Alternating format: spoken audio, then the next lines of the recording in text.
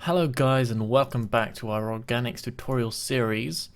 What we're going to be doing today is we're going to be taking a look at detailing this little guy right here.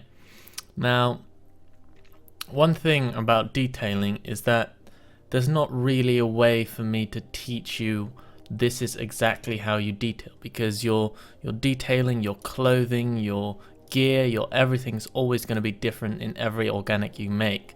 So there's not really a rule of proportions you should follow or some sort of secret method that will make it go really fast.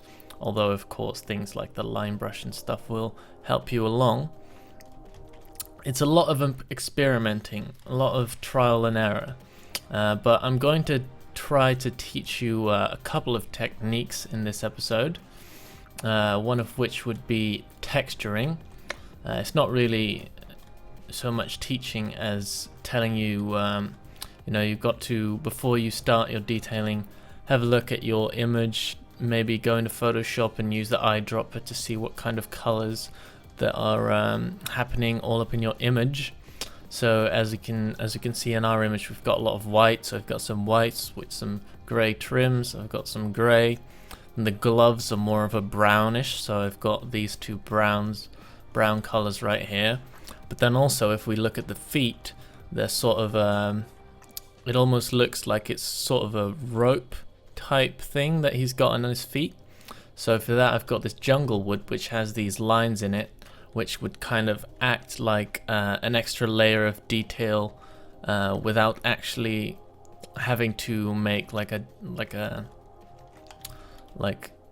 doesn't actually have to go in this shape to make something look like it's bound. You can the boundness is already in the texture, so that's something to look out for. To look for textures that have something in common with what you're building and try to use that to your advantage. So now we're going to move on to some tips and tricks on detailing. And we're back, guys. So as you can see, I just added a tiny amount of detail. I added the belt, I added these straps that he has on his side and probably also on his opposite side, but we can't see that because there's cloth in front of it, so we don't need to do it. And then I added these little bands around his arm. And I'm just recording here to show you, the only thing I did is I followed approximately the path that the band follows on the image. Same thing I did here. I added these little indentations because there's slight indentation visible in the image. You can accentuate that a little more on the other ends of it, like this. And things like that, when you look from a distance, you can really get that nice bit of depth in there that you want. But now I'm going to do some work on the actual white robe. But before I do that, I will say one more thing. It's best to work from the bottom layers to the top layers. So as I've added these bands first, so that when I start on the white wall, I know that this is where the bands are. So that's something to keep in mind. Always work in layers. So in theory, I should also be doing the white cloth here first, and then do the red cloth, which will actually probably show that this belt needs to come out one block more, because I clearly made a mistake there in not starting on the bottom layer first. So lesson learned right there already.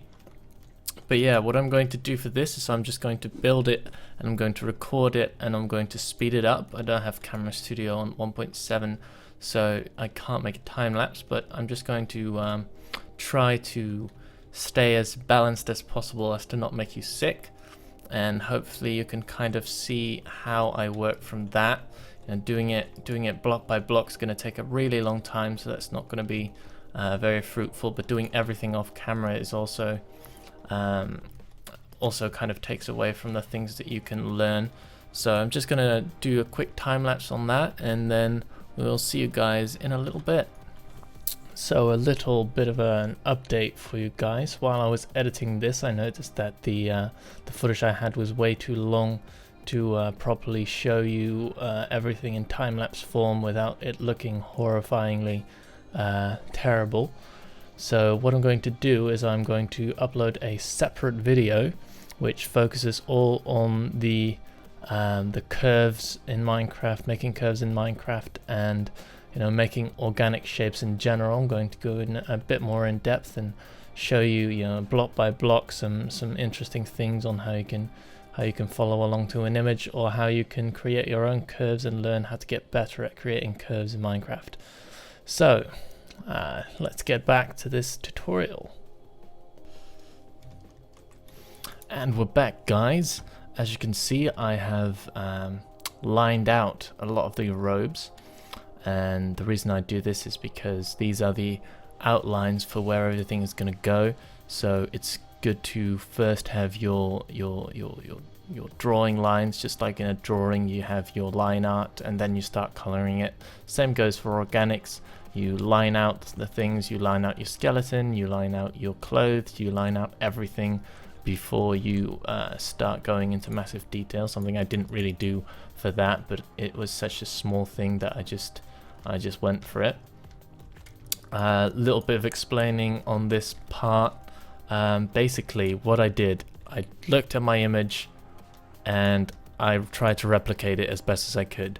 I did not measure things for this because that'll take you forever if you're just gonna measure everything and try to get it as accurate as possible. You're just trying to create something that looks like what you're trying to create, and you will have to try and try and try again to make it look perfect. This is by no means perfect yet. There's a lot of work still to be done. There's probably a lot of re-block placing that's going to be happening. But the main thing that you have to remember is that nothing is going to go well in your first try, especially if you're just getting into organics. You shouldn't be expecting to be able to build this. You should just try something simple. Maybe a smaller humanoid, maybe a larger humanoid, maybe you're very ambitious, but don't expect to have everything look perfect right off the bat. It's going to be a whole lot of trial and error, and I can't stress that enough, that there isn't really any special rule to making the perfect organic in a perfect sort of way. It's really just trying, placing a block, breaking a block, placing a block, placing a block. I'm losing my words as I'm talking about it. So yeah, that's really the biggest part of detailing. You've got your textures that you need, you've got to trial and error and just keep going, keep trying until it looks good. Then there is one more thing that is quite noteworthy, which is the back of this guy, because that's not on the image.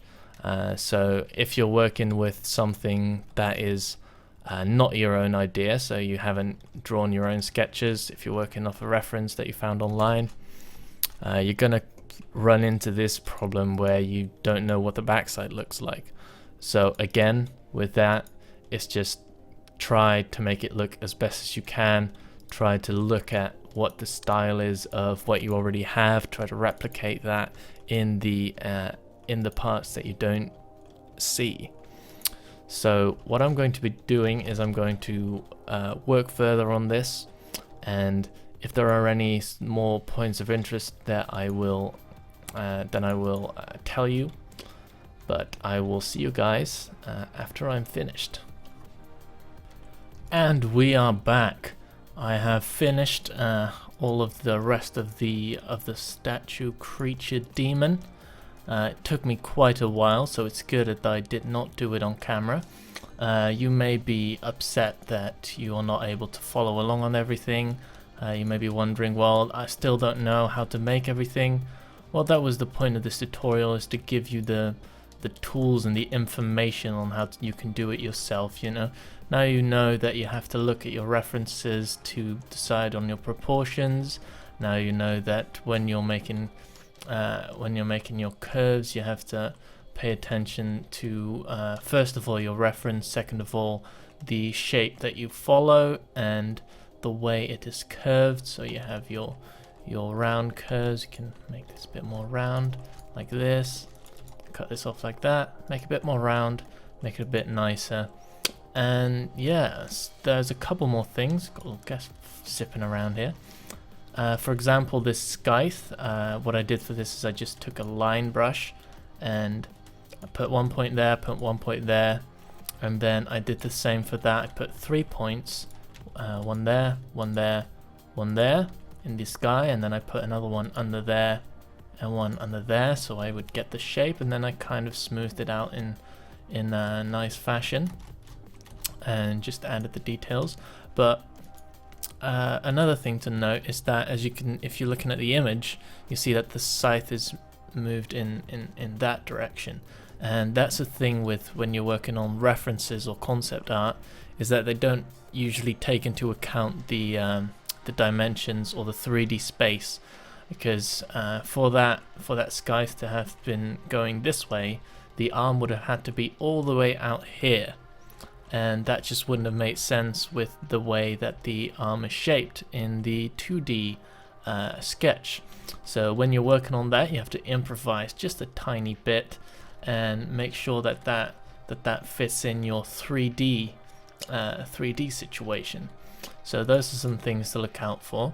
Also, if we take a little look around the back here for the spikes, by the way, I just did the same thing. I put a point there, put a point in the sky, and put a line in between, did those for all the spikes, and then started building them out in a nice, smooth, straight, kind of jagged fashion.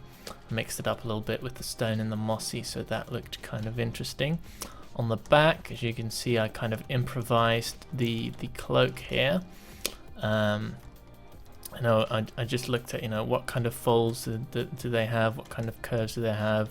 So I just added some more folding curves in there to just kind of stick with the theme of the overall build. And the same thing I did with the red robe at the bottom. So yeah, this is basically the end result. If you guys have any more questions, like something that I did not explain properly in your eyes that you would like me to touch up on, you can leave a comment down below. I hope that you checked out the extra bonus clip on how to a more in-depth look on the organic shapes and such things. So if you haven't seen that, make sure to check it out before you ask any more questions on the shaping and the curvature and the organic building style. And yeah, I think I'm going to leave it there for this tutorial. I hope you guys learned a lot from it, and again, leave any questions in the comments below, and I hope to see you guys soon.